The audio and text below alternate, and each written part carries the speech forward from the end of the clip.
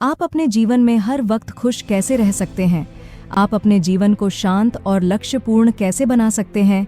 इन सभी प्रश्नों का उत्तर संत के पास होता है। वह अपने जीवन से सच्चे और ईमानदार होते हैं। इस दुनिया को सच्ची और ईमानदारी ही बेहतर बनाती है। थिंक लाइक ए मोंक, सन्यासी की तरह सोचें। लेखक जय शेट्टी। किताब के सारांश से आप अपने आप की सही पहचान करना सीखेंगे। आप यह भी सीखेंगे कि अपनी नकारात्मक विचारों यानी नेगेटिव थिंकिंग को कैसे दूर कर सकते हैं।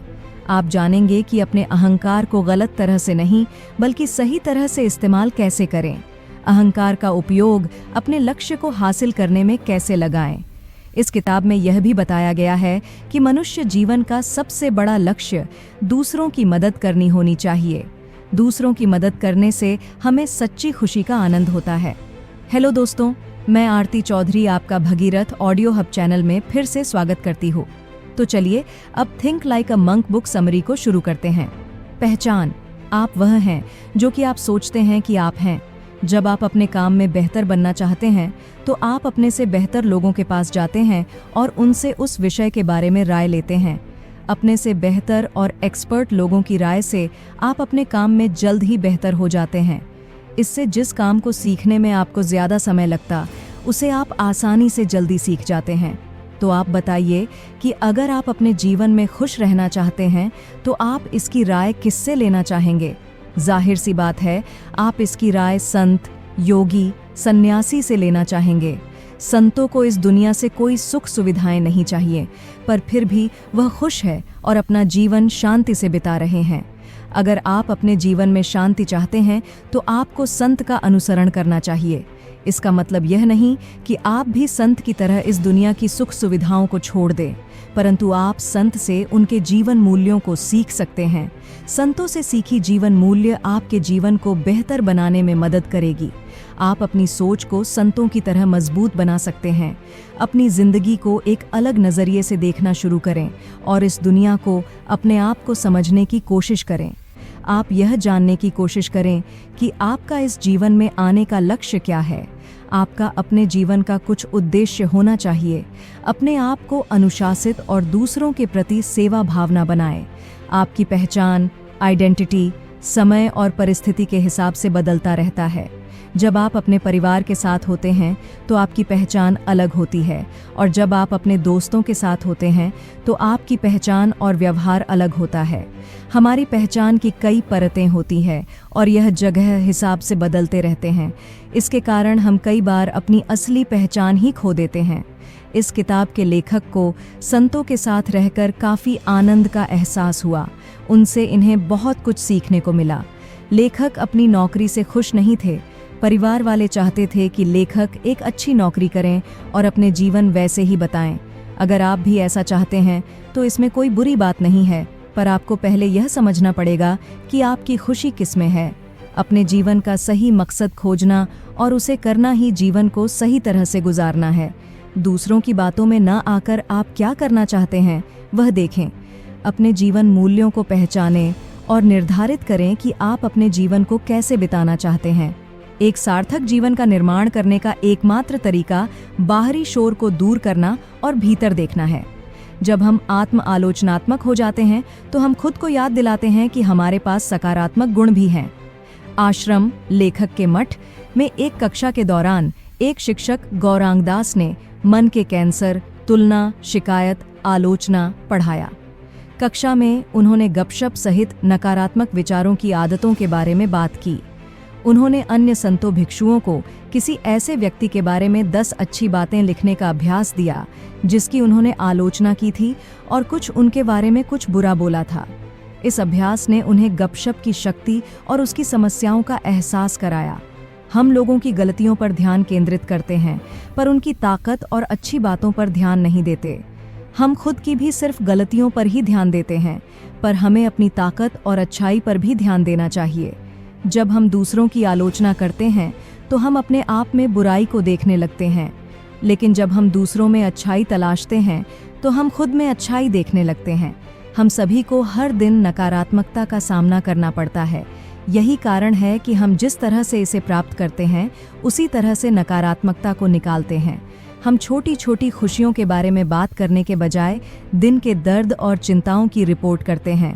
हम अपनी तुलना अन्य लोगों से करते हैं, सोशल मीडिया पर लोगों की आलोचना करते हैं, बहस करते हैं, धोखा देते हैं आदि। नकारात्मकता से छुटकारा पाने के लिए हमें हमेशा सकारात्मक टिप्पणी करनी चाहिए। हम सभी की 3 मुख्य भावनात्मक ज़रूरतें होती हैं, जो शांति, प्रेम और समझ हैं। हमारे जीवन में बुरी चीज़ें होती हैं। हम सभी किसी न किसी समय बुरे वक्त से गुजरते हैं, लेकिन यदि हम पीड़ित मानसिकता को अपनाते हैं तो हम स्वार्थी व्यवहार करने की अधिक संभावना रखते हैं। दुनिया भर में हमारे पास इतनी शक्ति है, लेकिन डर और चिंता हमें हमारी वास्तविक क्षमताओं से अलग कर देती है। बड़े होते समय हमें सिखाया गया कि डर नकारात्मक होता है। सच तो यह है, हम कभी भी पूरी तरह से भय और चिंता के बिना नहीं रह सकते। हम संघर्ष और अनिश्चितता को खत्म करने के लिए कभी भी अपनी आर्थिक, सामाजिक और राजनीतिक दुनिया को बनाने और ठीक करने में सक्षम नहीं हो सकते। हालांकि डर बुरा नहीं है, यह हमारे दिमाग के खिलाफ केवल एक चेतावनी है। यह हमें बता रही है कि कुछ गलत हो सकता है। डर हमें बनाता या बिगड़ता नहीं है। हम उस डर का इस्तेमाल कैसे करते हैं, यह हमें बनाता या बिगड़ता है और वही मायने रखता है। ऐसे समय होते हैं जब डर हमें वास्तविक खतरे से बचने में मदद करने के लिए एक महत्वपूर्ण चेतावनी है, लेकिन ज़्यादातर समय हम अपने जीवन के बारे में रोज़मर्रा की दिक्कत से संबंधित चिंता महसूस करते हैं। हम जितनी देर तक डर को पकड़े रखते हैं, वे उतने ही बढ़ते जाती हैं। यदि हम तनाव और भय को नकारात्मक के रूप में देखना बंद कर देते हैं और इसके बजाय संभावित लाभों को देखते हैं, तो हम डर के साथ अपने रिश्ते को बदल सकते हैं।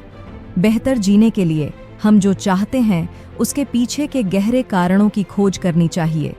यह सोचने के लिए रुकने की आवश्यकता है कि हम कुछ क्यों चाहते हैं और हम कौन हैं, या इसे प्राप्त करने के लिए हमें कौन होना चाहिए। ज़्यादातर लोग जवाब तलाशने के आदी होते हैं। उत्तर की तलाश में हमें प्रश्न पूछना बंद नहीं करना चाहिए। भय मृत्यु को नहीं रोकता, यह जीवन को रोकता है। गौतम बुद्ध हिंदू दार्शनिक भक्ति विनोद ठाकुर 4 मूलभूत प्रेरणाओं का वर्णन करते हैं जो हमारे लिए आवश्यक हैं। वो हैं वेट, डर, इसे बीमारी, गरीबी, नरक के भय या मृत्यु के भय से प्रेरित होने के रूप में वर्णित किया गया है। 2 इच्छा, यह सफलता, धन और आनंद के माध्यम से व्यक्तिगत संतुष्टि की तलाश है। 3 कर्तव्य, यह कृतज्ञता, जिम्मेदारी और सही काम करने की इच्छा से प्रेरित है। 4 प्यार, यह दूसरों की देखभाल करने और उनकी मदद करने की इच्छा के कारण है। हम सभी के अलग अलग लक्ष्य होते हैं, लेकिन हम सभी समान चीजें चाहते हैं, आनंद और अर्थ से भरा जीवन। संत हम में से बाकी लोगों की तरह आनंद की तलाश नहीं करते हैं। वे खुशी या आनंद की तलाश में नहीं हैं। इसके बजाय वे उस संतुष्टि पर ध्यान केंद्रित करते हैं जो एक सार्थक जीवन जीने से आती है। जब हम खुश होते हैं तो हम जो करते हैं वह मायने रखता है, इसलिए हम मायने रखते हैं। बुरी चीज़ें होती हैं और जीवन कभी कभी हमें नीचे खींच लेता है, लेकिन आगे बढ़ना हमेशा संभव होता है। सच्ची खुशी को समझने का मतलब है कि हम कर्तव्य और प्रेम से प्रेरित होने के मूल्य को देखें। जब हम कर्तव्य और प्रेम से कार्य करते हैं तो हम जानते हैं कि हम अपने जीवन और अपने समाज को मूल्य प्रदान कर रहे हैं। जब मन, हृदय और संकल्प के बीच सामंजस्य हो तो कुछ भी असंभव नहीं है। ऋग्वेद अपने भीतर की विभिन्न आवाज़ों के प्रति जागरूक होने मात्र से ही हम अपने द्वारा लिए गए अच्छे और बुरे निर्णयों में अंतर कर सकते हैं। जब हम अपने दिमाग में कई आवाज़ों को सुलझाना शुरू करते हैं तो संघर्ष का स्तर कम होने लगेगा। अपना दिमाग लगाएं और उद्देश्य खोजें। भगवद गीता के अनुसार 20 उच्च मूल्य और 6 नीच मूल्य हैं। उच्च मूल्यों में शामिल हैं दूसरों के बीच कृतज्ञता, सेवा, स्वीकृति, गहन अध्ययन, तपस्या, अहिंसा, सच्चाई, करुणा, नम्रता और संयम। दूसरी ओर 6 निम्न नीच मूल्य हैं: लालच, वासना, क्रोध, अहंकार, भ्रम और ईर्ष्या। जीवन में बुरी खबर यह है कि हालांकि निम्न मूल्य कम संख्या में है, पर यह ज्यादा शक्तिशाली होते हैं। इसलिए जब वे कार्यभार ग्रहण करते हैं तो वे हमें जल्दी से नीचे खींच सकते हैं। परंतु अच्छी खबर यह है कि नीचे खींचे जाने की तुलना में हमेशा ऊपर खींचने के और भी तरीके होते हैं। तो दोस्तों, आपको आज की हमारी ये बुक समरी कैसी लगी? नीचे कमेंट करके ज़रूर बताइए और इस बुक समरी को अपने दोस्तों के साथ शेयर ज़रूर करें। धन्यवाद अपने कीमती समय को हमें देने के लिए। अपने जीवन में बढ़ते रहिए और खुश रहिए। Wish you all the very best.